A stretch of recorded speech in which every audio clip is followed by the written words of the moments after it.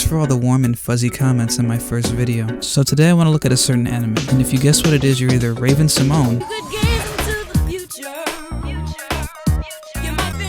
or you looked at the title of the video. Now originally when I first watched Beastars, I thought there were some things that it did really well, but there were also some things that I think it messed up on. So today I want to talk about those things. So to start it off, we're going to talk about the good. So the thing that Beastars does really well is setting up its world and its characters. Instantly you can get a sense of who the characters are from how they speak and act. And not only do they face troubles with the society that they're living in, but they also have their own personal struggles as well. You have somebody like Legacy who's struggling with his inner instincts, as well as his love life. You see, Legacy is a carnivore, and carnivores already have a bad rep in Beastars, so the fact that he falls in love with the herbivore really doesn't make things much easier for him. So a lot of the time we spend with Legacy is seeing him really confused, or fighting the carnivore side that he doesn't like, whether that be in himself,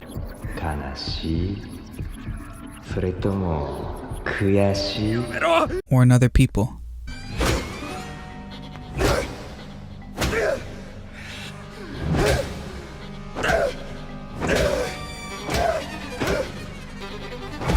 Now Haru is another interesting character. She's somebody who's somewhat of an outcast, and oftentimes because of this she gets bullied by the other girls at her school, and even while she's getting bullied she seems extremely confident. But her confidence a lot of times is a mask to hide her loneliness, so oftentimes in order to connect with people she ends up having...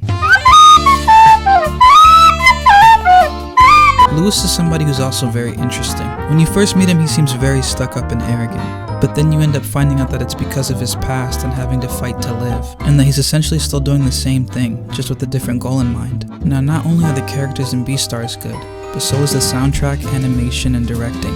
Now a lot of anime fans always kinda cry and run when they hear the word 3D animation. And for me personally, I'm not the hugest fan of 3D animation. I like it, but I prefer 2D overall. But the people at Studio Orange really brought every character to life with the animations. Every character animation is really expressive, especially for 3D, and you can get a sense of what the character is like just by how they move. The soundtrack really fits the style of the anime, and can sometimes really add more in certain scenes. The directing also really fits the style. It's really unique, and sometimes it has a really cool split screen effect that shows what each character is doing in one scene. 明日の照明の最終確認を。ああ、君なのか。昨日のゲネでラストのスポットライトの絞りをいつもより時間かけてみたんです。So now you might be thinking with everything that I just said, what could possibly be wrong in the anime? Well, I'll tell you, with the bad. Now for the last 2 episodes of the anime, I was like, what the hell? You see, in the last 2 episodes of the anime, Haru gets kidnapped.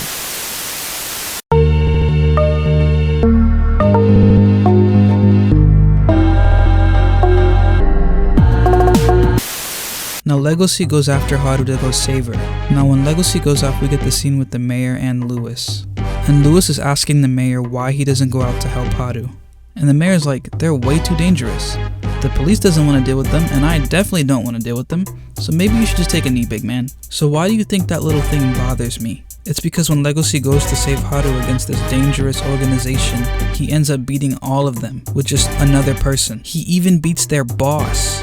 Their boss. And the other thing that bothered me was the scene after he rescues Haru. So after he rescues her, they go get something to eat, and then they miss the last train home. And since there's no way to get back, they end up going to a hotel. Now at this hotel, they decide to have... And then this scene happens.